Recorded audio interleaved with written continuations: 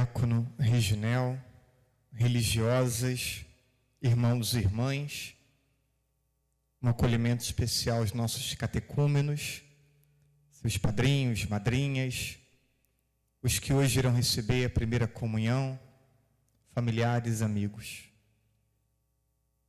Procurai Jesus de Nazaré, que foi crucificado, ele ressuscitou.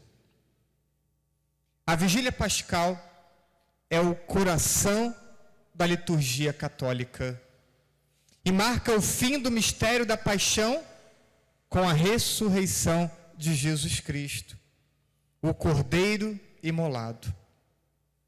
É uma noite de luz e esperança que traz consigo um significado profundo e transformador para os fiéis que a celebram.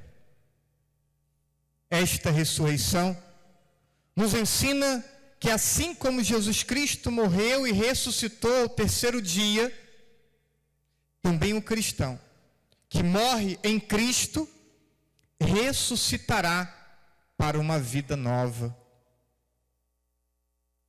Hoje, alguns irmãos serão batizados e também toda a comunidade terá a oportunidade de renovar as suas promessas de batismo. Existe um vínculo estreito entre a Páscoa e o batismo. Diz o Catecismo da Igreja: foi na sua Páscoa que Cristo abriu a todos os homens as fontes do batismo. E pelo batismo, a pessoa comunga da morte com Cristo, como ouvimos ao longo das leituras de hoje, sobretudo a leitura do Novo Testamento, e é sepultado e ressuscita com ele para uma vida nova. Ainda no batismo é purificado dos pecados, por isso que os que hoje serão batizados não se confessaram, porque o batismo vai perdoar todos os pecados e vai gerar um novo nascimento, um nascimento no Espírito. Nascemos para Deus quando somos batizados. A pessoa então é configurada a Cristo e marcada com o selo espiritual de sua pertença a Ele. Aquele que é batizado e aquele que renova o seu batismo já não se pertence. E assim, a pessoa torna-se filha de Deus. Vejam o caminho. Vejam quantas coisas acontecem e deveriam acontecer em nossa vida a partir do batismo.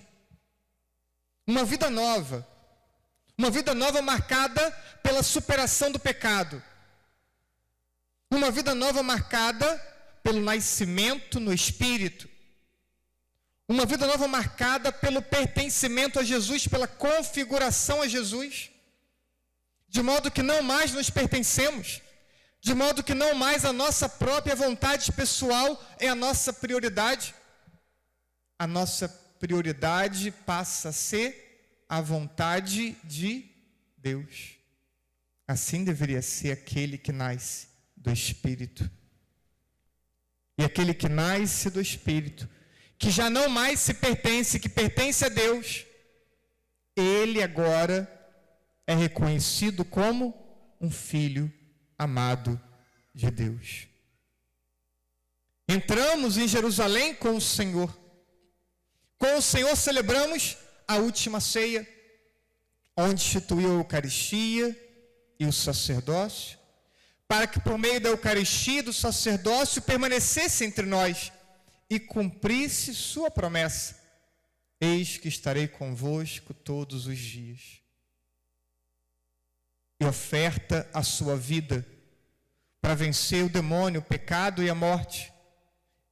E então, hoje, com sua ressurreição, concluir a sua jornada e nos conceder uma estrutura espiritual a partir do batismo com a qual nós nos tornamos filhos e filhos amados de Deus. Vamos então fazer algumas ponderações breves sobre a filiação divina. Sermos filhos de Deus. A filiação divina é o fundamento de nossa vida espiritual.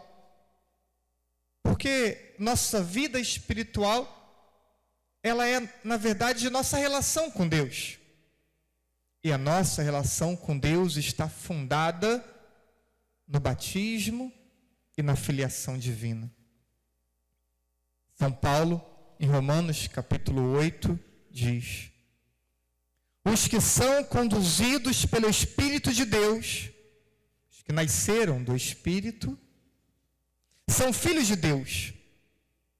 Vós recebestes um espírito de filhos adotivos, pelo qual chamamos Abá, Pai. Pelo qual chamamos meu Pai. Muito especial é, sem dúvida, percebermos a mudança qualificativa que o batismo realiza em nós. Saímos daquela realidade de criatura para filhos de Deus. De uma relação no Antigo Testamento pautada no medo e no temor, para uma relação de proximidade, de amor, de afeto. No entanto, muitos santos preferem não deter o seu olhar na mudança que o batismo realiza em nós, mas na compreensão que cada vez mais profunda e viva de como o batismo nos faz perceber Deus. Olha a sutileza da diferença. É muito grandioso refletirmos sobre a nossa mudança de criaturas para filhos de Deus. Mas muitos santos colocam a ênfase em como o batismo nos faz olhar para Deus, não para nós, para Deus. E poder dizer, Deus é o meu Pai. E podermos dizer, Deus é nosso Pai. E de podermos daqui a pouco rezarmos o Pai Nosso e chamarmos Pai Nosso. A constatação viva e prática de quanto Deus nos ama. O santo contempla admirado a grandeza infinita de Deus e descobre surpreso que esse esplendor se inclina em direção a ele. Doa-se, faz-se seu, sem outro motivo que a pura liberdade de seu amor divino. O santo, o homem, a mulher, que tem esse olhar piedoso para e se detém refletindo sobre como Deus se inclina à nossa humanidade. Quero fazer a menção de um texto de uma santa que foi judia, carmelita, uma santa mística que morreu martirizada no campo de concentração. Santa Edith Stein, filósofa e teóloga.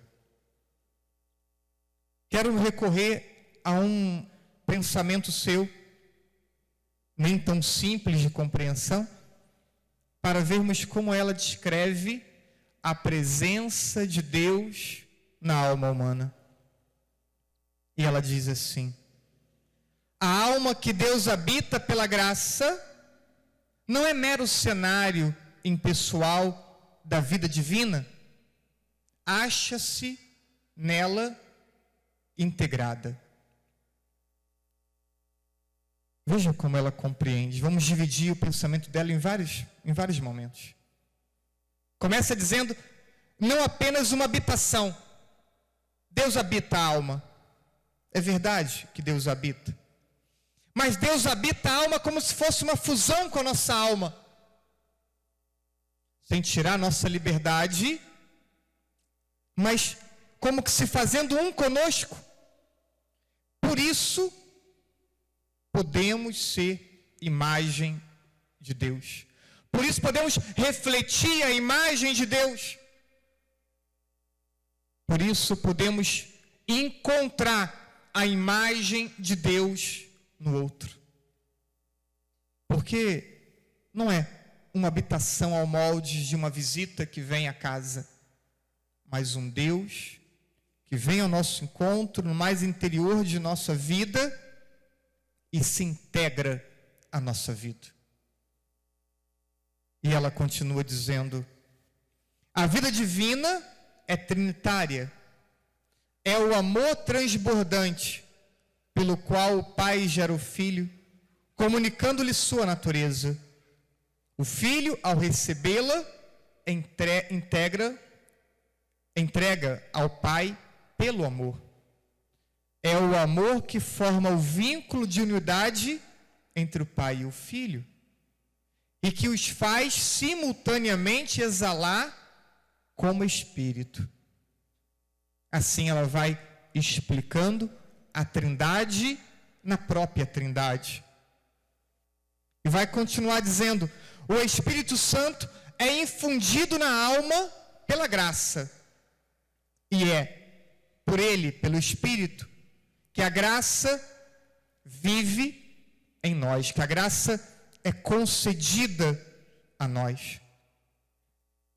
O Espírito Santo, então, amor do Pai e do Filho, nos gera também como filhos.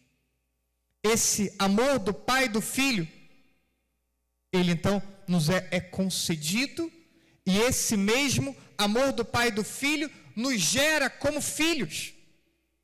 E possibilita então a habitação da Trindade na nossa alma. Uma habitação, como disse antes, integrada nele, o Espírito Santo. A alma ama o Pai com o amor do Filho, e ama o Filho com o amor do Pai. A partir de uma abertura nossa, Deus então vem com o seu batismo, e a partir do seu batismo, habitando o nosso interior de modo profundo, e a partir do momento que vamos dando mais abertura para Deus, Ele vai nos transformando na sua própria imagem e semelhança, e vai como que nos dilatando para cada vez mais acolhermos a sua presença. E quanto mais acolhemos sua presença, mais então refletimos a sua própria presença. O Espírito nos move não só, tento explicar ou comentar a santa, o Espírito nos move não só ao amor do Pai, fazendo que o busquemos na oração, que acolhemos a sua vontade e mandamentos, mas também nos move em direção aos irmãos para manifestar-lhe caridade. É o Espírito dentro de nós, se movendo, que nos leva a amar o Pai com o amor do Filho, a amar o Filho com o amor do Pai, que nos move então a ouvi-lo, que nos move a oração, que nos move a obedecê-lo, que nos move a termos prazer e alegria na relação e na proximidade com Deus, e é o mesmo Espírito que nos move em direção aos irmãos. Deus, Pai, Criador, onipresente, onisciente e tantos outros títulos que são próprios de Deus. Mas Deus não quer títulos, Deus só quer um título: Pai. Deus quer que possamos direcionar o nosso coração, nossas orações, nossa palavra a esse Deus que se permite chamar de Pai, porque nos faz batizados seus filhos. Importa aprendermos a chamar Deus de Pai. Importa aprendermos a rezar percebendo Deus como Pai. Diz o catecismo da igreja, e foi um tema do nosso retiro de coordenadores, para não fazermos um entendimento direto, uma relação direta do Deus Pai com a figura paterna humana, mas transcender essa figura paterna humana para perceber a proximidade com que Deus quer que tratemos Ele. E assim vai se revelando diante de nossos olhos o projeto desse Pai para nós. Um projeto de amor, uma presença, uma verdadeira habitação fundada em nosso coração, fecunda em nosso coração. Quanto mais fizermos de nossa vida uma vida nova, por um caminho contínuo e permanente de conversão, mais entenderemos e experimentaremos Deus presente em nós mesmos. Entenderemos melhor tudo o que celebramos em forma de memorial nesses dias santos. Abramos o nosso coração para Deus. Vocês que hoje serão batizados, para que a vida de vocês sejam transformadas. Abramos o nosso coração, nós que daqui a pouco estaremos renovando nossas promessas de batismo, para que o nosso coração se dilate mais ainda, para essa experiência de Deus como Pai, para essa experiência de filiação divina, que é o fundamento de toda a nossa vida espiritual. Que possamos ter essa abertura e que Deus, nos vendo com o coração aberto, venha então preenchê-lo com toda a força da sua presença. Assim seja.